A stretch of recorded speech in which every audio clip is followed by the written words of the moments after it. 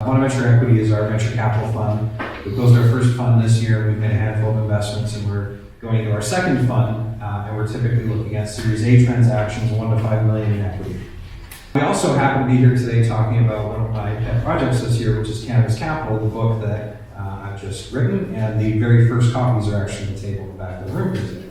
This was a pet project because when we got into cannabis, I've been working with private investors and entrepreneur myself and in the venture capital realm for many, many years. It occurred to us early on that there was still a lack of fidelity in the conversation between the entrepreneurs and the investors. So I took this on as a project to create a tool and a resource for entrepreneurs so that would be more successful in raising capital and growing businesses that they're working on. Entrepreneur Press picked it up, and it's been a great publisher for us. And they've asked me to just share some of the findings and the research and things that we learned in the project. It initially started as a book that was essentially a textbook for how to raise capital for entrepreneurs, focused on getting private capital, early stage investing. It was how to have a conversation around valuation, how to think about how to communicate with investors, how to identify them, how to structure the deal, just really creates more fidelity in the conversation to allow the investors and the entrepreneurs to have a more successful outcome together. During that process, we ended up pioneering a couple of concepts that are now published in this that largely informed our investment thesis as well, which was a happy symptom of this project. One, we realized that when investors and entrepreneurs were talking about cannabis as an industry, it was creating mental blocks. And this goes to Tom, you were saying about trust. And when you're talking with an investor and an investor with an entrepreneur, there's inevitably a trust that needs to be created for one to be a fiduciary responsible for the capital and the other to provide the capital to allow operations to be successful. When everybody was talking about, we were hearing people talking about the cannabis industry, that this was creating blocks of legacy people saying, "Oh, you just don't understand because it's cannabis," and then people coming from other sectors saying, "Oh, you don't understand, this is business," right? So what we realized is we stepped back and looked at it, and this is the whole first part of the book, is we decided that cannabis was actually not an industry, but an economy. So we've identified the cannabis economy as being a global trend with sectors, and within those sectors, there are industries within them.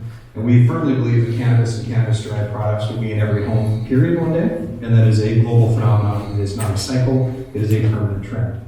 So with that context, we said, all right, well, there is an emerging sector, which is venture capital, and it's our mission to redefine the role of venture capital for cannabis. Now, what does that mean?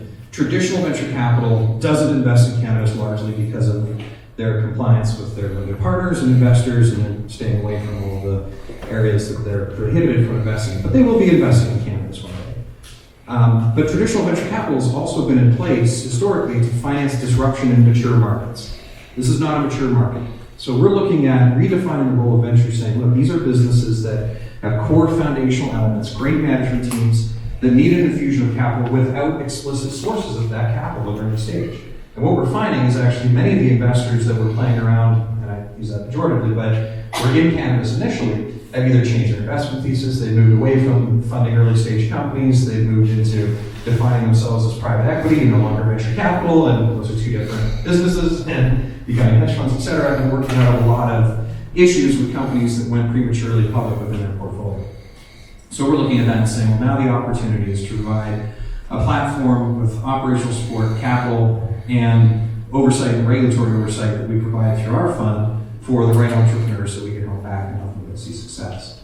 So then we looked at, all right, well, what is happening within the cannabis economy? And our conviction is that it's here to stay. And eventually one day, traditional venture and other investors will come off the sidelines and we'll no longer be talking about cannabis as a specific investment thesis. We'll be talking about, okay, it's a software company that happens to be in cannabis, or it's a real estate business that happens to also be in cannabis. So we think we're pioneering one of the early adopters from an investment thesis standpoint, where there will be a cohort of investors that were here at the early stage, and that cohort will continue to be cannabis first and sector second. And then as the rest of the economy catches up, there will be sector first and cannabis second. So we're really excited to be here today. Thank you very much.